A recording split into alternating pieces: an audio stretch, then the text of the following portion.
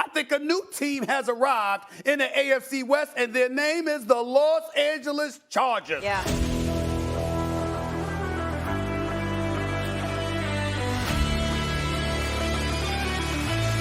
Herbert stops, launches deep.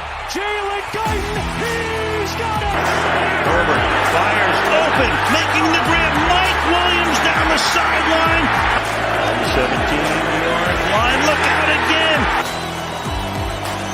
Carr, intercepted.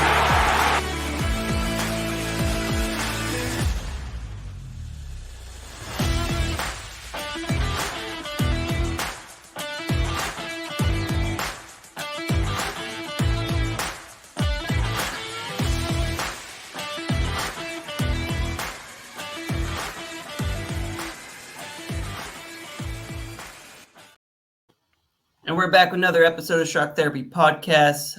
Tyler Lawrence and Zach Alfers.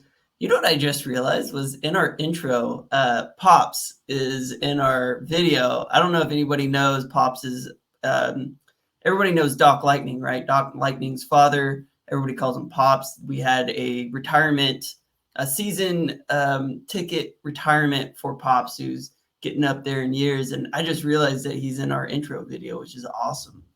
I love that. I love that intro video, and I'm super excited for next season's ones because we've had some crazy highlights, and I could already just kind of foreshadow that one-handed Mike Williams, Odell Who, that catch probably needs to be in there because that was absolutely ridiculous.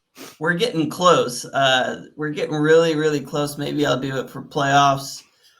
Maybe I'll just wait till after the season. I don't know where I'm going with it. We're going to the playoffs. We might as well save it because Herbert, Mike Williams, Keenan Allen, the guy who's led the league in scrimmage touchdowns the last 2 years now, and Austin Ekeler. Those guys are going to get some highlights. I haven't even have to talk about the stars we have on the defensive side of the ball, but it's playoff football, so we might have to wait for just a full-on 2023 or 2022 recap for next season because I can't wait for January football because the Chargers have made it to the big dance, baby. I'm excited. A lot of interesting stuff going on right now with playoffs. I mean, the whole Bills-Bengals game that was rescheduled potentially, or I don't know what's going to happen. Prayers go out to Hamlin. What's his name? Damar Hamlin, yeah. Damar Hamlin, yeah. That guy I'm really hoping that guy pulls it off.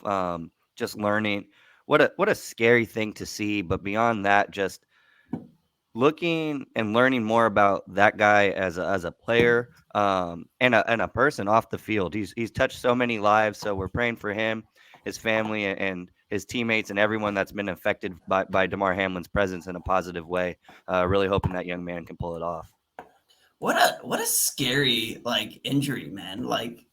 I'm getting chills now just rethinking about it, but so bizarre and so, like you said, it's just scary to see. Not a head injury. It was a chest injury, and he was hit so hard that it literally bounced his heart out of rhythm, and then it just kind of stopped, and then.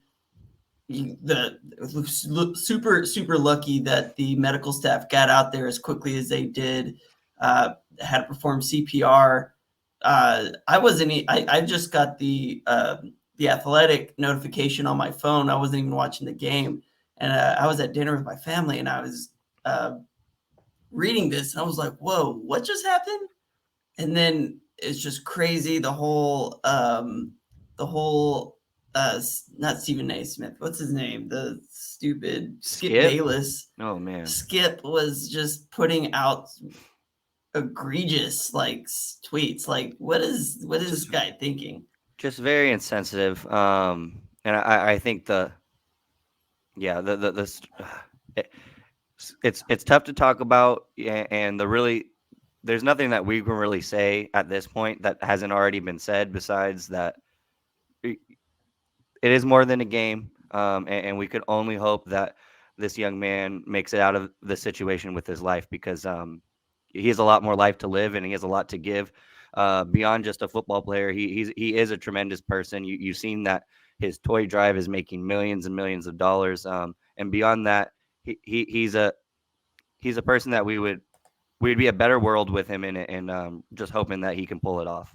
Scary because he's just 24 years old. Yeah, I think the positive note, and I think we should just move on from that after this, but that he is making progress. He is making progress. We don't know a whole lot. It is a very sensitive issue, right? But he is making progress, and that's all we can continue to hope for at this point. So let's go ahead and move over to the Rams. Glad we got to touch on that little briefly. Chargers had their first like real blowout of the season. It seems like forever. Like when was the last time the Chargers defeated somebody 31-10 or something of that level? It's been too long. Justin Herbert was 21 of 28, 212 yards, had 2 touchdowns, was able to protect the ball for the first time in a couple weeks. I feel like Herbert's had at least one interception in back-to-back weeks.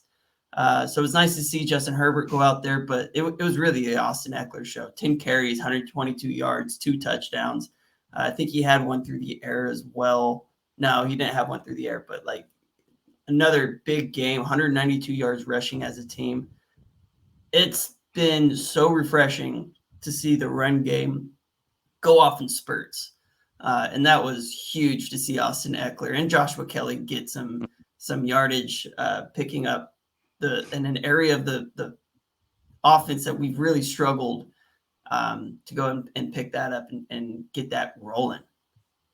Just an absolute, just complete game, right? All 3 phases. We've been asking for it all year. I feel like you finally kind of saw the potential that we were seeing and hoping for coming out of training camp, right? And I think a big reason, especially from the ability to establish the run in this game, is for the first time all year, we've had the same offensive line starting in 4 consecutive games. And I know we kind of brought it up last week, talking about resting guys or switching Sawyer over to back to guard to kind of get ready for the return of Rashawn Slater. But I think it's really important to touch on that this unit up front, like we were talking about last week, it's all about synergy, all about consistency, and they're starting to get into a rhythm. The 4th straight game that these guys were able to come out there, perform together, and they were just driving guys. We are super efficient across the board.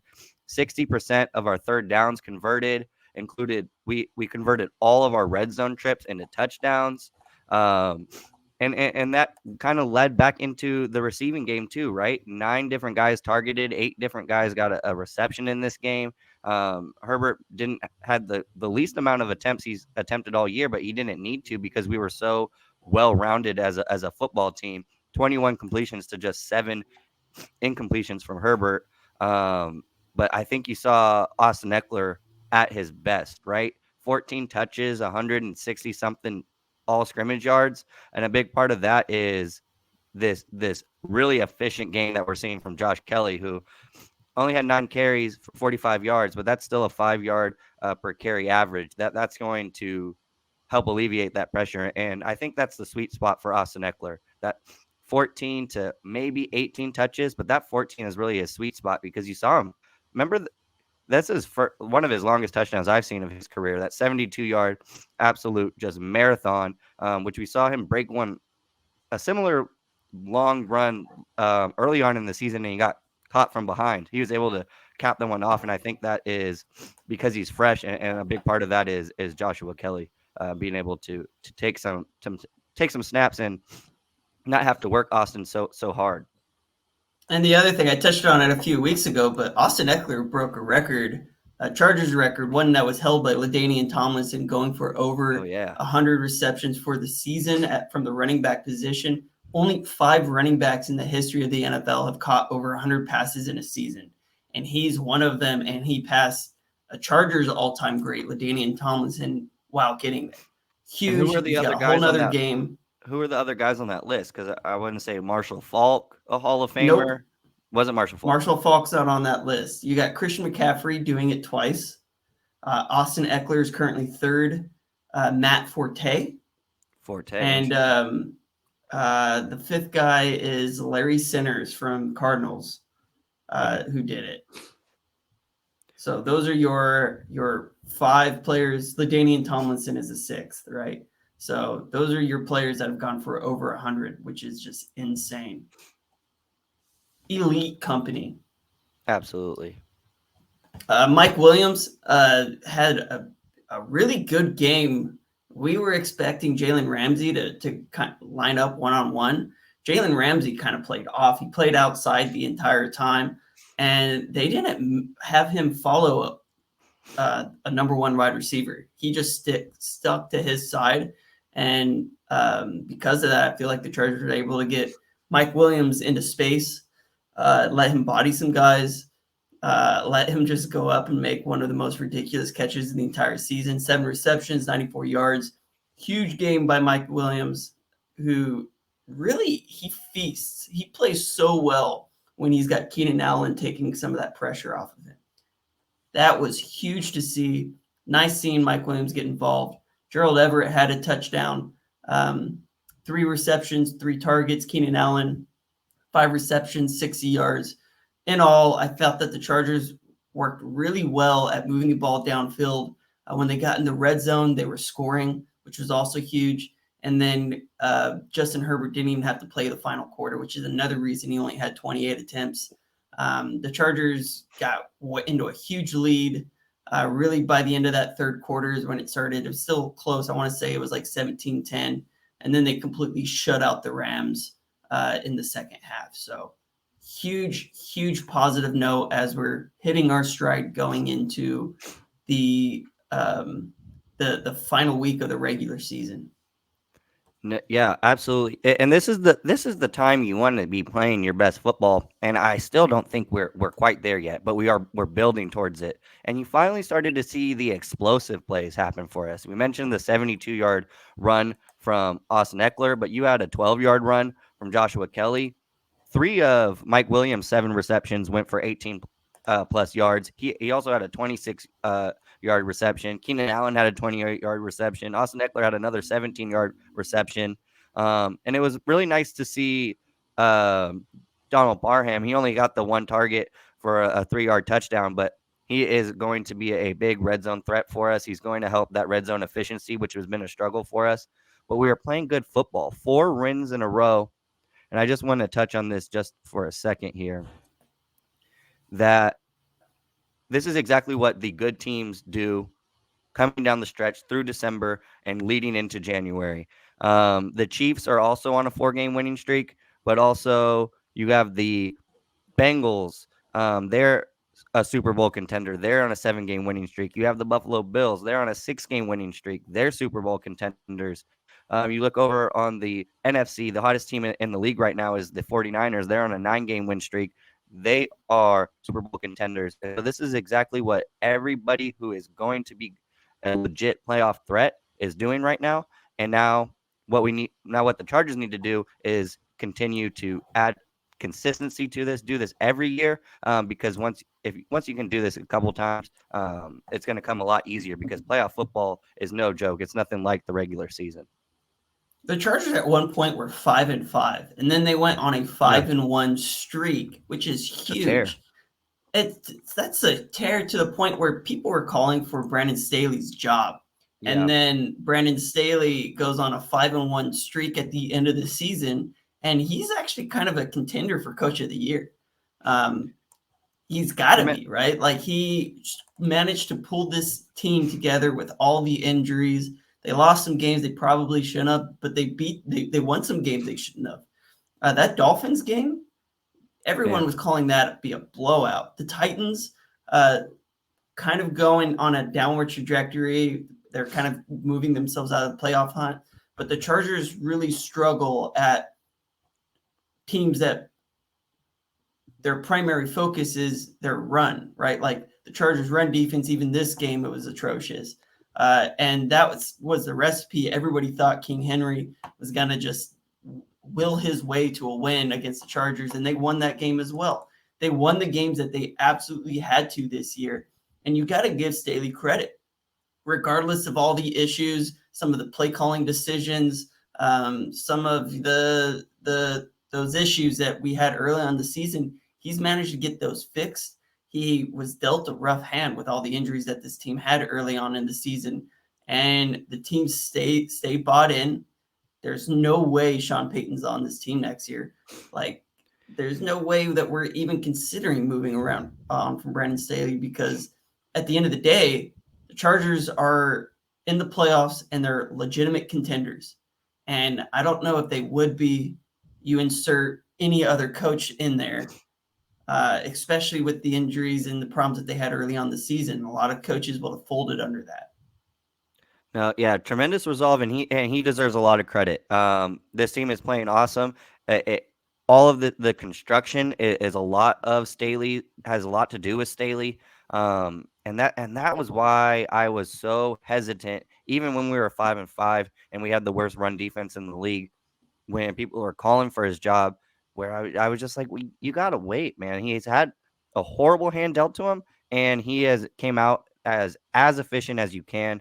Don't even know. I love Sean Payton. I think he's a tremendous coach. I don't think there are very many people on this planet or in this league that are coach this team with this amount of injuries and the different things we were dealing with, that they can pull out of that stretch 10-5. And with a 5th seed right now, we beat the Broncos. We're going into the playoffs as a number 5 seed. That's tremendous. Joey Bosa played just 24 snaps, had 3 pressures. Man, he is just starting to get healthy. We're going to get almost the exact team that we wanted to week 1 is going to be out on the field. The only players you're really going to be missing that were supposed to play significant roles this season, you're probably going to miss Rashawn Slater, and I do have an update on Rashawn Slater I'll talk about here in a sec. You're probably not getting back Austin Johnson. He's on an ACL injury. He's out for the season, and you're probably not going to be getting back cornerback J.C. Jackson, right? Yeah. So outside of those 3 players, this is almost a team at full strength right now, which is insane to think about, that we only have 3 key injuries that are going to hold the Chargers back. In terms of Rashawn Slater, this is straight from The Athletic, Daniel Popper. Any update estimate on Rashawn Slater's potential return? I would be shocked if Slater's designated return off IR next week. If Slater's able to return, I think the absolute earliest he plays is in the wild card round, but even that feels like a long shot considering the nature of a biceps tear and the typical recovery window. There's also a possibility that Slater comes back a little too quickly and re-injures his issue, and that's part of something that the Chargers need to put under consideration. If he gets hurt again, you're probably going to lose him through the first couple of weeks of the 2023 regular season, or at least miss almost all of training camp, which isn't going to be a good thing. The Chargers want to do everything they can to contend for a Super Bowl this season. Slater, he's an all-pro player at one of the most important positions on the team, but his long-term health has to be a priority, so we will see. So I don't necessarily know if Rashawn Slater is going to be ready to come the first week of wild card.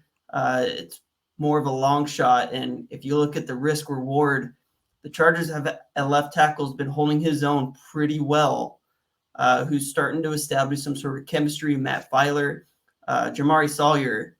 Is Rashawn Slater that much of an upgrade at 75% health over Jamari Sawyer? It's something you got to ask yourself. What are your thoughts on that?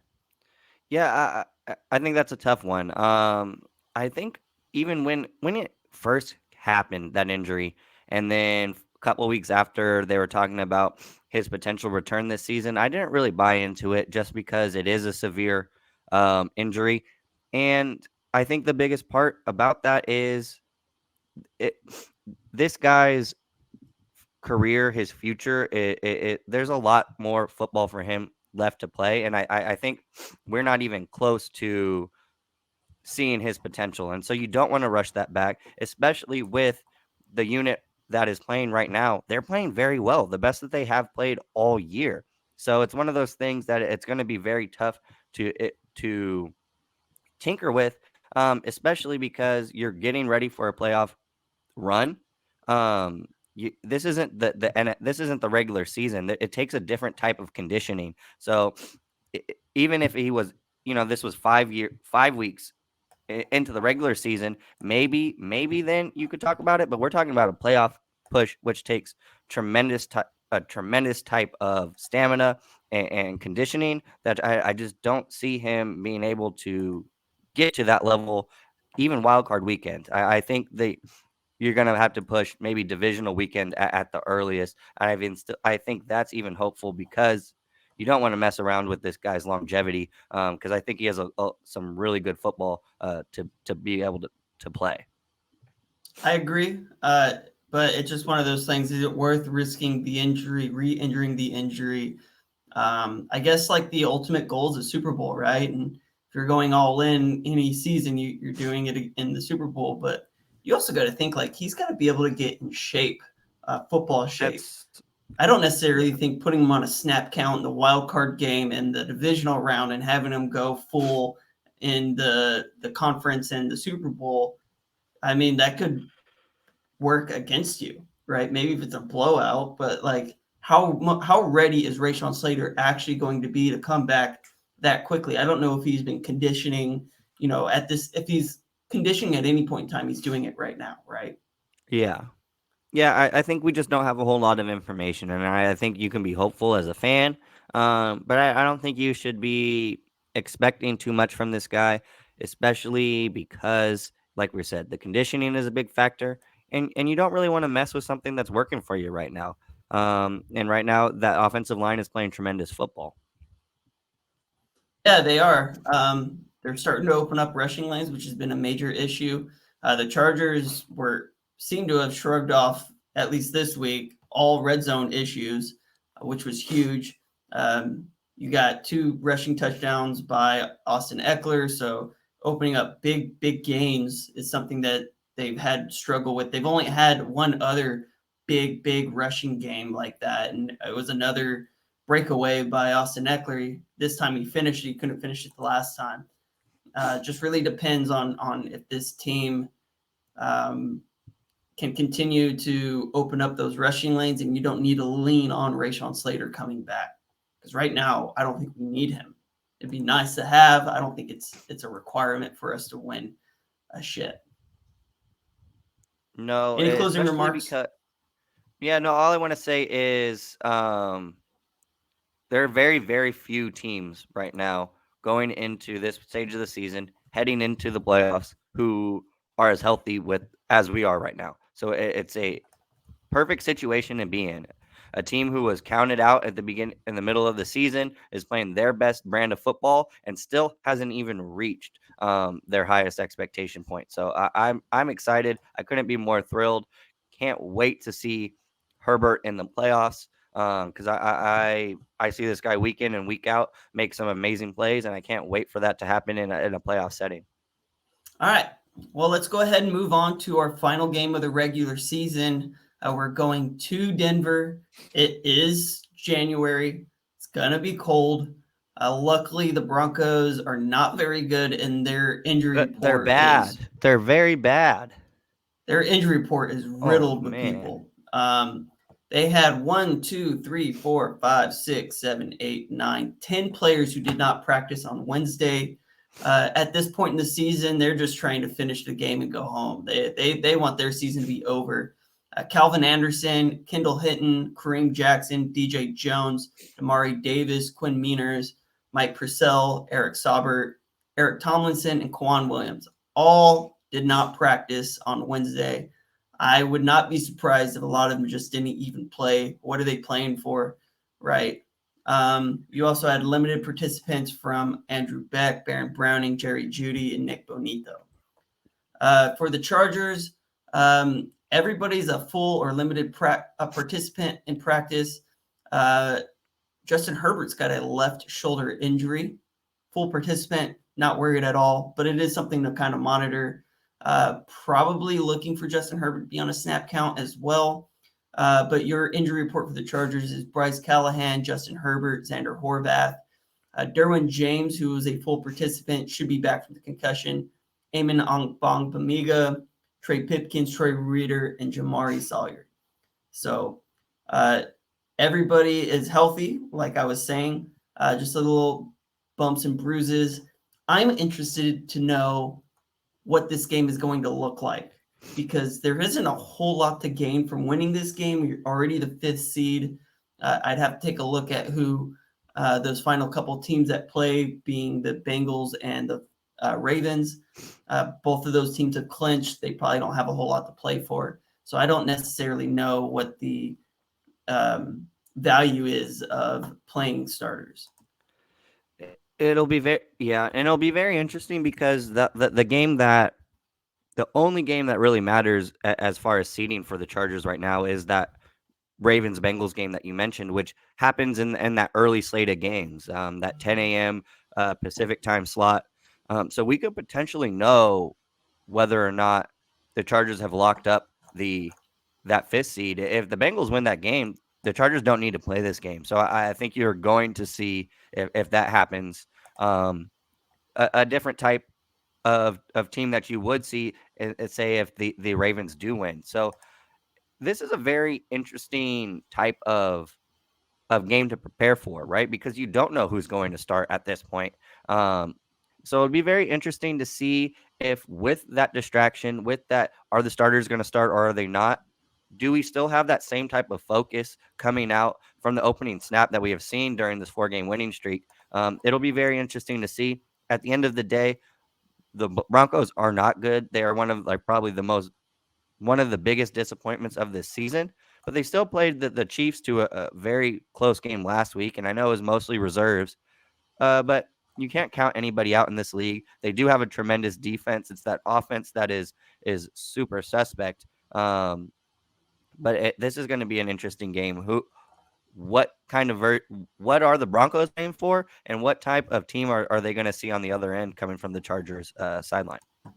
Well, they still are going to be starting their Broncos Let's Ride quarterback, right? So you're getting, I know exactly what version you're getting of Russell Wilson. You're getting the Russell Wilson version that he has been all season. Bad. They have not been good, and it's not like they haven't had their quarterback who is making a boatload of money all season. It's not like they're missing any shortage of playmakers at wide receiver. They are just a dumpster fire. I think they just fired Nathaniel Hackett. Did they not? Yeah, Joey Roseberg right now is the interim coach. And like I said, they only lost to the Chiefs 27-24. They were in a legit chance, had a legit opportunity at the end of the game to pull that out. And it's so funny to see a team just rally behind a guy for nothing else but their pride. But that is also a dangerous recipe because it's a team who has nothing to lose. They don't have anything to lose. They're already projected to get a top 5 pick in this upcoming draft. And like you just said, they got rid of it. Sunday. I don't think that's theirs. I think it's the Seahawks because they got rid of you're totally right. They traded away for Russell Wilson, so they're not playing for. They they're really not don't playing have for anything anything. to lose. No, they got fleeced too. There's this funny guy on TikTok. I don't know what his name is, but he's been doing this like series of how long will it take Russell Wilson to throw as many touchdown passes as he has bathrooms in his house. And he's not going to get it. He's at 9 touchdowns, I think, on the season, and I think he has like 14 bathrooms in his home. It's pretty embarrassing. It is embarrassing. I mean, I think 24 points is some of the most points that they've scored all season. Well, let's look. Russell Wilson has been a complete joke like this whole season. I don't know what's going on over there. No, they scored 28 against the Chiefs, their first outing.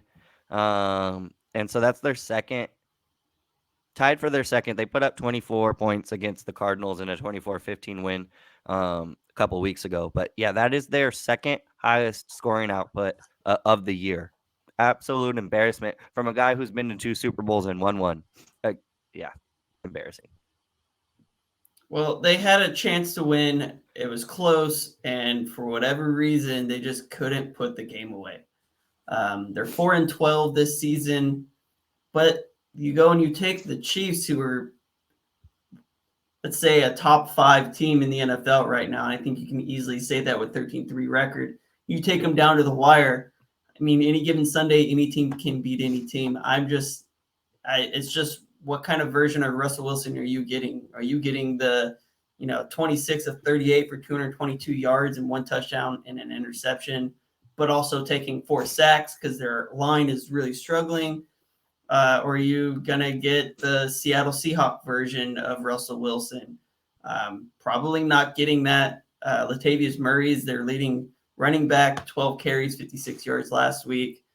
They had Albert O lead their team in receiving yards. Cortland Sutton hasn't been able to do much. Jerry Jeudy hasn't been able to do much all season. They just never seem to unlock those receiving threats. And I have a feeling Russell Wilson's going to bounce back next year. I think a lot of the issues was at the wide receiver position. I think you're going to get him to step away from social media for a little while and his videos and his clapping fake fans and teammates. And I think you're going to get that version of Russell Wilson that you really wanted next season. But for now, we're lucky enough to see this version of Russell Wilson. So should be a blowout. Probably is going to be a little bit closer just because I feel like Denver has a really good defense even still. We just don't know what this game's going to hold. How much are you playing starters this game? I think I'm playing. So if the Ravens win, I'm playing at least the first half because I think the 5th seed does mean something. I think it adds confidence to this group. And a 5-game winning streak with chance to take that 5th seed as opposed to the 6th seed. I think that is something to, lay your hat on. It's something to be prideful in. And I think the more confidence that this group builds, who hasn't been to the playoffs before, how many times has Keenan Allen even been to the playoffs? So I think this is a very inexperienced postseason team. I think this is his 3rd time in his career. And he had one under Mike McCoy. Too. He had one under Anthony Lynn. And Lynn. Okay. There was a 2018 season and the one under Mike McCoy. I think that's it. And so, I'm just mentioning the Charger guys. You got Corey Linsley, who's been there before, Vanoy, who's won a Super Bowl. You got some guys now in-house that have been there before. But I still think as a group, as a collective, they've never been there. You're going with a young quarterback who's never experienced the postseason hype and the thrills. Like, you could talk about it all you want, but it's something different experiencing it. And so I think any little bit of added confidence, anything to be proud of, it is going to benefit this group. So I'm playing at least the first half if the Ravens win, because I think the higher seeding you get, it just adds more confidence to this group. And honestly, this is a scary team. I think every team making it into the playoffs right now is a scary team. But I'm putting the Chargers up there with anybody just based on how their special teams has performed all year and how their defense and their offense is starting to gel right here at the most important time of the regular season. One of the things I'm going to be monitoring throughout the week is this injury report and seeing how many of these players actually end up playing this final game, because you got DJ Jones. He's battling that knee injury. He's been one of their best defenders all year. Mike Purcell is the other interior guy there. Kareem Jackson, not injury related. He was just rested, so it looks like he'll be playing. But you got a lot of players. Kawan Williams is at safety. He's injured. Baron Browning's got a back problem. I mean, there's a lot of injuries on this team, specifically on that defensive side of the ball. I'm interested to see how many of these guys actually end up suiting up, because that could make a world of difference if you're going up against a defense that's at half strength. Yeah, and that is going to be something I think extremely important to monitor, because Justin Herbert, the last time these guys played, and I know it feels like forever ago, but he was hit a lot. He's only sacked twice, but there was 8 total hits, and it seemed like he had a hand in his face every single snap, right? There's part of the reason we had just no type of offensive rhythm because he just had to snap, duck, and chuck. And then you're coming now. You have that offensive line starting to gel. I think we were missing a lot of pieces the last time these two teams met. But you're coming off of their most dominant performance, on the ground. But they gave up no sacks last week against the Rams and only 2 hits total against a Rams defense that I know they're underperforming, but they still got some ball players over there as well. So that'll be interesting to see. You got to keep Justin Herbert upright, especially as he continues to get healthy and gain stride towards this playoff push we're getting ready for. My kind of closing remarks on this. I don't think that the Broncos pass rush is all that dangerous. Their starting edge rushers is going to be Baron Browning and Jonathan Cooper, with Nick Bonito kind of spelling both of them. In the years past, it's been a lot more dangerous with, Chubb and Super Bowl MVP. What's his name? Von Miller. And then you go up back before that, you had the DeMarcus Ware, and what was the other guy's name? Yeah, so my point is this team has seen better edge rushers in their past, and now it doesn't seem like they're all that strong the way that they used to be. So might be something you want to take advantage of.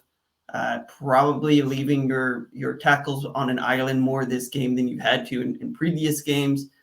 And I would probably look to continue to keep that run game going. You're starting to build it out a little bit. And if we can get our run game solidified going into playoffs, that's going to be super, super beneficial. I'm excited. I don't really.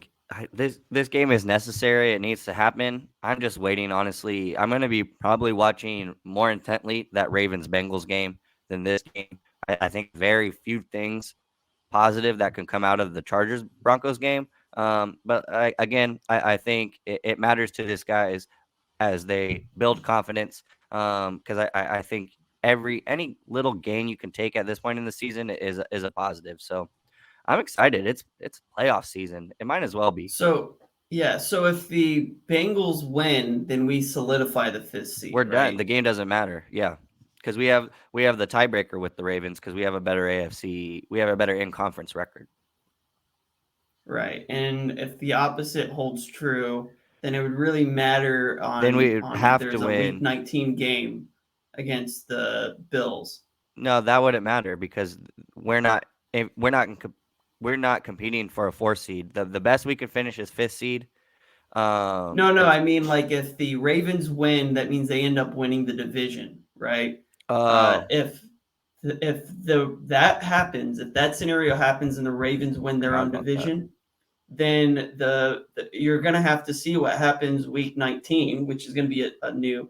And I wonder if the NFL does this, if they go and they extend all of the playoffs out a week, push the Super Bowl out another week, and then they hold just one game the week of, or they just give them a tie. I don't really know how that's going to happen. Everybody's fantasy football leagues are all destroyed right now. I just don't think that scenario is very fair.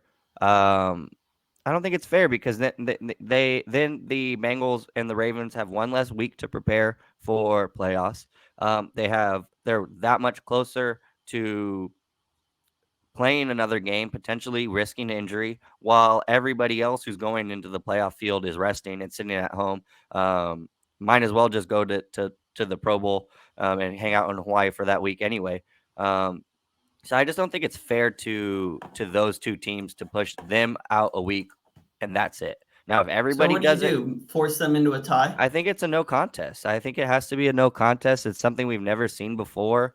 If you want to give a winner, then I think you go same type of playoff tiebreaker rules. You give it to the best team with the first head-to-head record. I think they've only played. If they haven't played, then you go to conference record.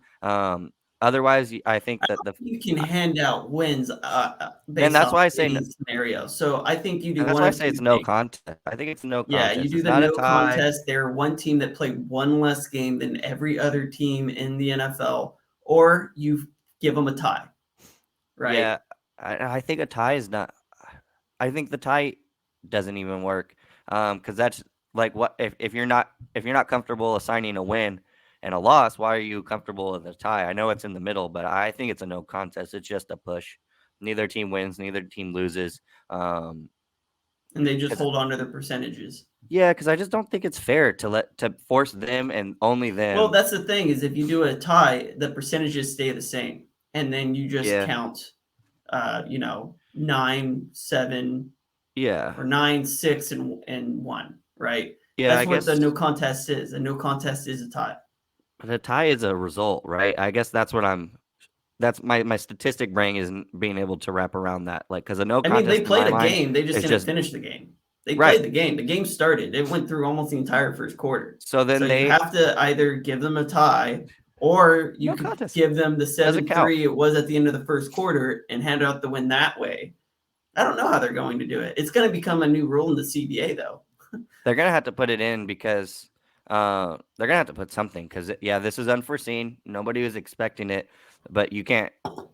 You got to figure it out, and it'll be interesting to see what they have to say about it. All right. Well, luckily, it's not a scenario that has implications on who's going to make playoffs or not. It's only a seeding question.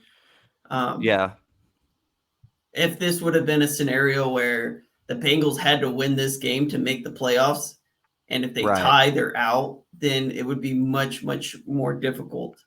In the end, I don't think it really matters all that much this season. So I think that they're going to have to put something together to in the event a game does not finish, the end result is blank.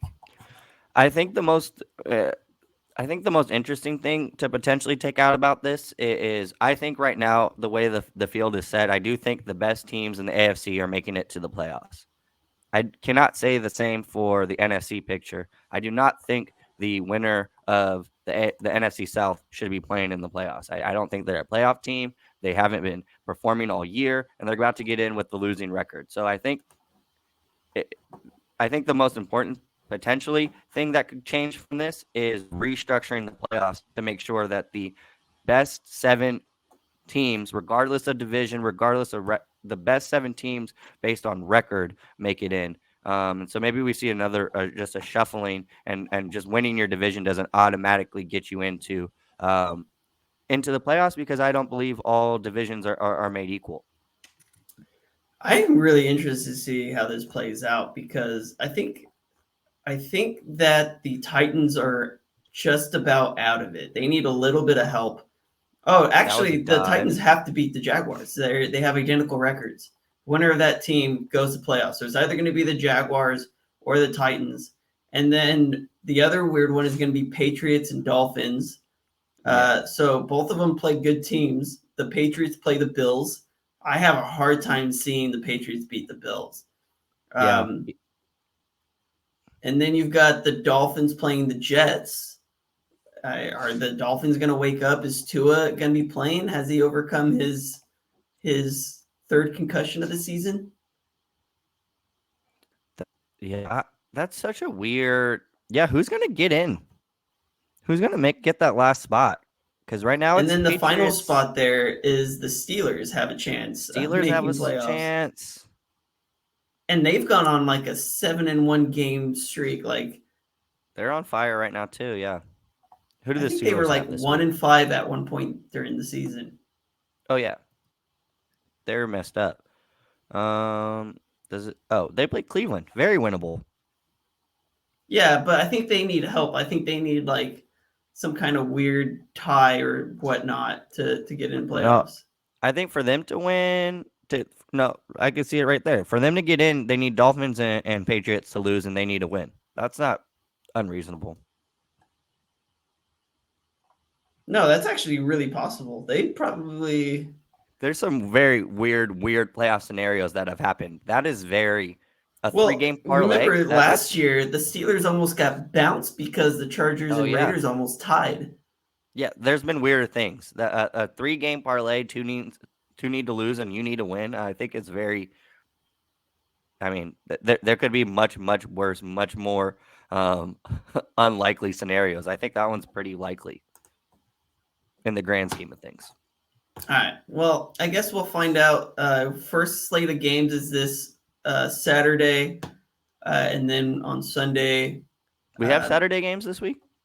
Yeah, so the Ravens and the Bengals play on Saturday. They do? Oh, They do. yeah, there's 2.